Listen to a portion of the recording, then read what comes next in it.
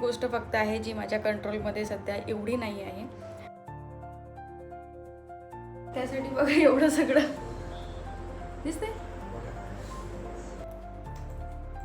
हाय, hello, नमस्ते. मी वैशाली स्वागत करते तुमचं माझ्या फॅमिली कट्ट्यावरती. तर आज ना मी आंब्याचं किसून आंबट गोड असं लोणचं बनवते. तर म्हटलं तुमच्यासोबत रेसिपी पण शेअर करून देते.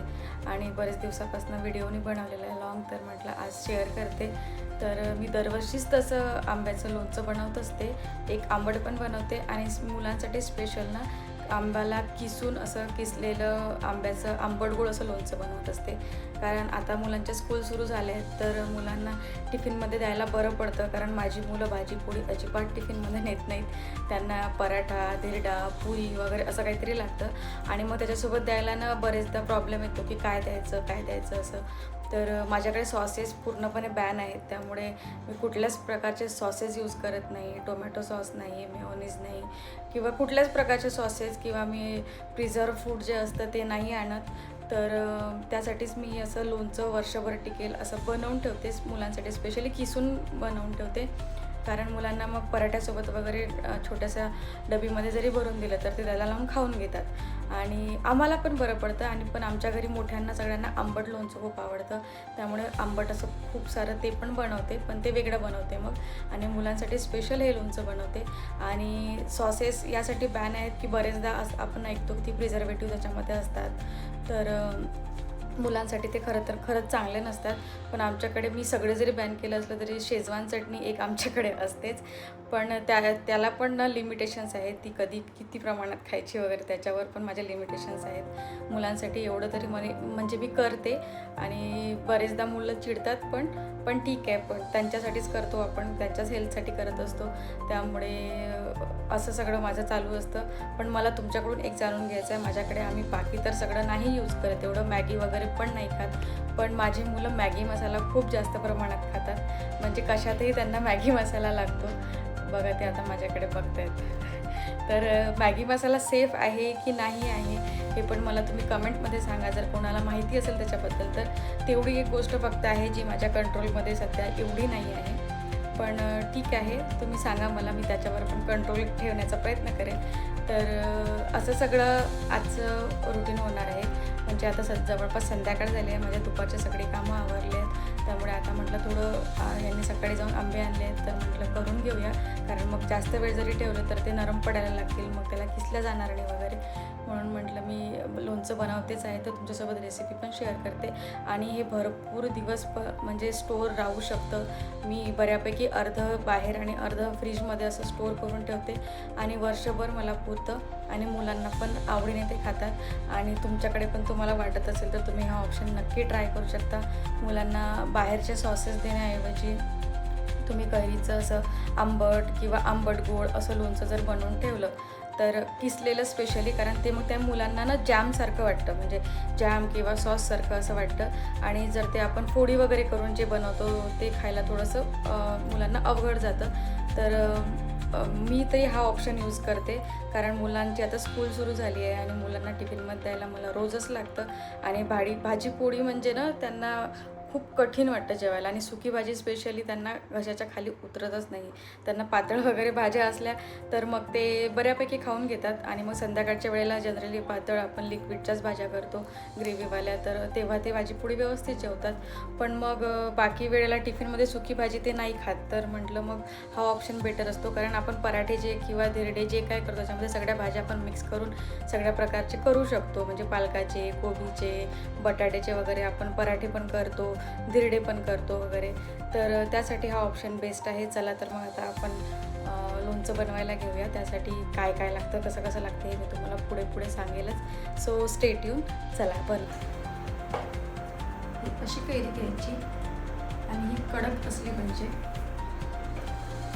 एकदम कडक आहे. आणि शक्यतो मगस भरपूर असलेली काय म्हणतात ती धाग्यावाली जर असली तर किसल्या जात नाही. तर आता आपण हिला धुवून घेऊ आपण आधी, आणि त्यानंतर छान सुकवून घेऊ आणि मग तिला किसायला. बघा, लोणचे वगैरे ना प्रत्येकालाच येत असतं, प्रत्येकाच्या घरी दरवर्षी लोणचं बनत असते. पण प्रत्येकाची वेगळी वेगळी थोडी रेसिपी असते, थोडेसे काही टिप्स असतात. त्यासाठी मी इथे माझी रेसिपी शेअर करते आहे. असं काही नाही की मी खूप छान बनवते म्हणून तुमच्याशी शेअर करते, असं काही नाही. तर मला जो माझी टेक्निक आहे त्याच्यासाठी मी हे सगळं शेअर करते आणि सोबत आपल्यामध्ये थोडंसं कम्युनिकेशन होईल, मी तुमच्याशी जास्त वेळपर्यंत बोलू शकेल, हाच यामागचा उद्देश आहे, बाकी तर काही नाही. तर आता आपले हे धुवून पुसून सुकवून झाले आहेत. आता आपण याला किसायला घेऊ. हे बघा, याला असं घ्यायचं, याचं असं हे कट करायचं.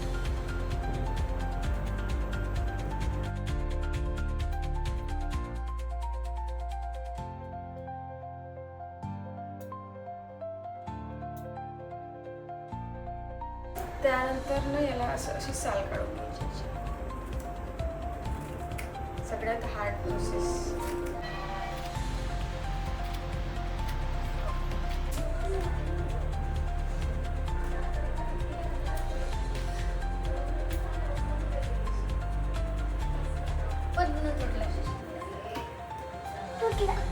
तुटून गेला, आता कसं करायचं?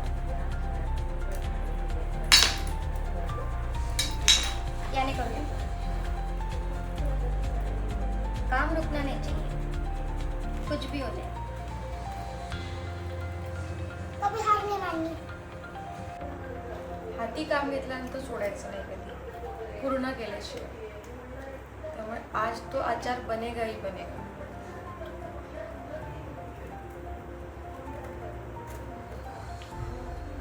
येलो दिसते काही काही, त्याला आपण ठेवून घेऊया. हे पण वाया जाणार नाही येलो, याचं पण काहीतरी होईल. हे बघा, आपण आता हे सोलून घेतले. आता आपण याला किसून घेऊया छान. त्यासाठी मी हे वापरते.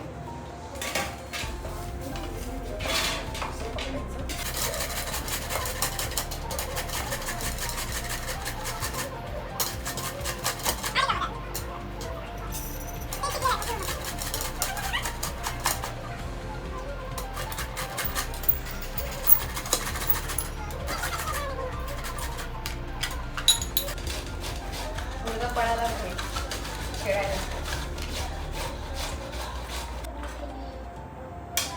हे बघा, तुम्ही सांभाळून करा. एवढ्या इझिली काही चांगलं खायला मिळत नाही जोपर्यंत असं काही होत नाही. असो, चला बनवूया.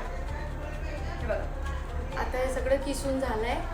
आता मी याच्यामध्ये सगळे मसाले टाकणार.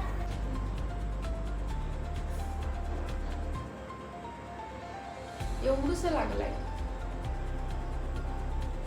त्यासाठी बघा एवढं सगळं दिसतंय.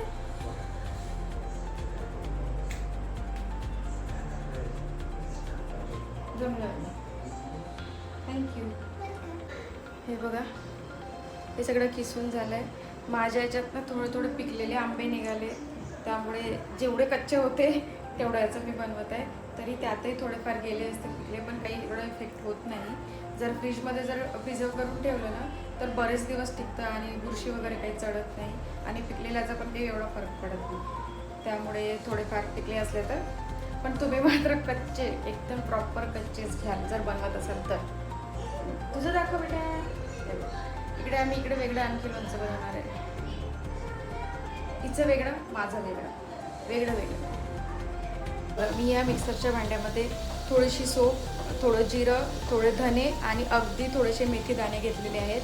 आणि हे मी आता ग्राइंड करून घेते. कारण अगदी जाडसर पण नाही, अगदी बारीक पण नाही, असं छानसं मी मीडियम थोडंसं असं ग्राइंड करून घेते. कारण माझ्या मुलांना ना मसाला थोडा जास्त लागतो, त्यामुळे मी थोडा घरचा पण मसाला टाकते आणि विकतचे पॅकेट्स पण टाकते. सो थोडी घरच्या मसाल्याने ना थोडी टेस्ट पण एनहान्स होते. चला मग आपण आता ग्राइंड करून घेऊया. बघा, मी हे असं ग्राइंड करून घेतलं आहे. हे बघा, जास्त बारीक नाही आहे आणि जास्त जाडं तर बिलकुलच नाही आहे. तर हे पण आपण मसाल्यांच्या जागी पूर्ण घरगुती करायचं असेल तरी पण चालतं हे. पण मी रेडीमेड पण टाकते, त्याच्यामुळे थोडंसं हे थोडंसं ते असं करून मी बनवते. तर असं सगळं झालं आहे. आता आपण आपल्या ज्या किसलेल्या कैऱ्या आहेत त्याच्यामध्ये हळद आणि मीठ टाकून घेऊया आणि बाकी मसाले नंतर टाकू. त्यानंतर मी इथे शेंगदाणा तेल घेतलं आहे अंदाजे अर्धा किलो आणि ते छान वाफ येईपर्यंत तापवून घेतलं आणि मग ते थंड करून घेतलं. त्यानंतर मग मी इथे माझ्या या तेलामध्ये ना मसाले मिक्स करायला घेतले होते, पण इथे माहीची लुडबुड चालू आहे की माझं आधी करून दे नंतर तुझं कर. त्यासाठी आधी तिच्या याच्यात सगळे मसाले मिक्स करून घेते आणि मग तुम्हाला दाखवते की तिचं लोणचं कसं बनलं. त्यानंतर मी माझं लोणचं बनवते. तर याच्यामध्ये माझ्या याच्यातून सगळे थोडे थोडे लोणचे मी टाकत आहे, मसाले मी टाकत आहे आणि आता त्याच्यामध्ये तेल पण टाकत आहे आणि हे सगळं मिक्स केल्यानंतर तिचं लोणचं बघाल तुम्ही कसं बनते. तर आता हे मी जो आहे ना हा रेड कलरचा हा रेडीमेड मसाला आहे आणि हिंग आणि ही मोहरी डाळ आणि बाकीचा जो हा दिसतोय हा मी घरी बनवलेला जो मगाशी ग्राइंड केलेला मसाला आहे तो आहे.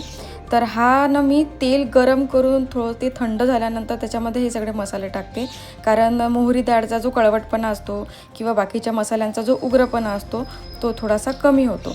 म्हणून मी हे जे गरम करून थंड करून घेतलेलं जे तेल असते ना त्याच्यामध्ये हे मिक्स करते आणि हा पण तेलामध्ये मिक्स केल्यानंतर हा मसाला पण मी थोडा वेळ राहू देते, म्हणजे तो त्याच्यामध्ये थोडासा काय म्हणतो आपण फोडणी दिल्यासारखं थोडंसं त्याची टेस्ट येते. तर असं सगळं मी मिक्स करून घेतलं आहे आता आणि इकडे माहीचं लोणचं तयार आहे, पण याच्यामध्ये गूळ टाकायचा राहिला आहे. थांबा, हे बघा गूळ पण टाकून घेतलं आहे. आता हिचं लोणचं रेडी होणार. गूळ टाकून घेऊया आपण याच्यामध्ये आधी, म्हणजे छान आंबट गूळ असं बनतं.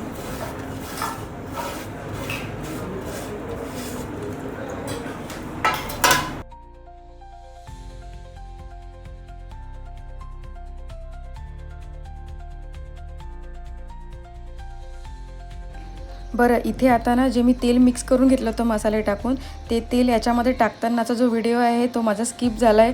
मी तो रेकॉर्ड केला पण माझ्याने तो रेकॉर्ड झाला नाही कदाचित, त्यामुळे तुम्हाला हे दिसणार नाही. पण मी ते तेल याच्यामध्ये मिक्स करून घेतलं आहे छान आणि छान मसाले पूर्ण त्याच्यामध्ये मिक्स करून घेतले आणि आता मी एका कंटेनरमध्ये भरून ठेवते. सध्या माझ्याकडे असंच कंटेनर आहे, कारण माझे जे सगळं सामान आहे एक्स्ट्राचे लोणच्यांच्या बरण्या वगैरे ते सगळ्या अमरावतीला राहिल्या आहेत. इथे एक्स्ट्रा माझ्याकडे काही नाही आहे. आता जेव्हा मी बाहेर जाईल तेव्हा मी छान काचेच्या किंवा प्लास्टिकच्या छान कंटेनर घेऊन येईन लोणच्यासाठी स्पेशल, कारण मला आणखी भरपूर लोणचे बनवायचे असतात. तर सध्याचं मी याच्यामध्ये स्टोअर करून घेते आणि मग हे पॅक करून ठेवते. याच्यापैकी थोडं फ्रीजमध्ये ठेवते, थोडं बाहेर ठेवते रेग्युलर खायला आणि हे पूर्ण मुरल्यानंतर हेच मसाले सगळे छान मुरल्यानंतर याची भारी टेस्ट येते. तुम्ही पण ट्राय कराल. आणि याचं टेक्स्चर बघा, शेजवान चटणीसारखं वाटतं ना थोडं थोडं, मुलांना खायला इझी जाईल जरा. बघा इथे आता आमचे लोणचे बनवून रेडी आहेत. माहीचं वेगळं बनलं आहे, माझं वेगळं बनलं आहे, त्याच्यामुळे ती तिचं दाखवते आणि मी माझं दाखवते. चला तर मग तुम्हाला कशी वाटली रेसिपी ते नक्की सांगा. आणि शक्यतोवर ना आपण बाजारामध्ये जे प्रिझर्व केलेले सॉसेस असतात ते आपल्या मुलांना देतो, त्याला बेस्ट ऑप्शन म्हणून हा एक असू शकतो. बघा ट्राय करून जर तुम्हाला जमलं तर. मी तरी माझ्या मुलांना शक्यतो सॉसेस वगैरे मॅगी वगैरे पण देत नाही. त्या मॅगीमुळे तर मी इतक्याला बोलणे खाते त्यांचे, कारण बरेचदा असं होतं की आपण बाहेर वगैरे जातो कुठे नातेवाईकांमध्ये फ्रेंड्समध्ये, तर त्यांना असं होतं ना की ते तर खात आहे, तुम्ही आम्हाला का खाऊ देत नाही असं. तर असं राहतं की आपण दुसऱ्यांच्या मुलांचं आपण कसं ठरवणार ना. त्यांचा प्रत्येक पॅरेंट्सचा त्यांचा कॉल असतो की ते आपल्या मुलांना काय खायला द्यायचं काय नाही ते. तर मला तरी माझ्या मुलांना मी द्यायला म्हणजे नाहीच म्हणते. क्वचित एखाद्या वेळेस जास्तच झालं तर 6 महिन्यातनं 12 महिन्यातनं एखाद्या वेळेस जर खाल्ली तरच बाहेर, तेही घरी तर अलाउडच नाही आहे. तर असं सगळं मी शक्य तेवढं मी गोष्टी अवॉइड करते. बरं, हे लोणच्याच्या बाबतीतच नाही तर बाकीच्याही बाबतीत मी असं करत असते, सॉसेसच्या बाबतीतच नाही तर बघा हा जर एक ऑप्शन बेस्ट असेल तुम्हाला वाटत असेल तर तुम्ही पण नक्की ट्राय करा. आणि हो, व्हिडिओ जर आवडला असेल तर नक्की सबस्क्राईब करा आणि चला सपोर्ट करा मला माझ्या चॅनलला आणि लाईक करा. प्रश्न असतील तर ते पण तुम्ही मला विचारू शकता. तर भेटूया एखाद्या आणखी छानशा नवीन व्हिडिओमध्ये. तोपर्यंत बाय बाय.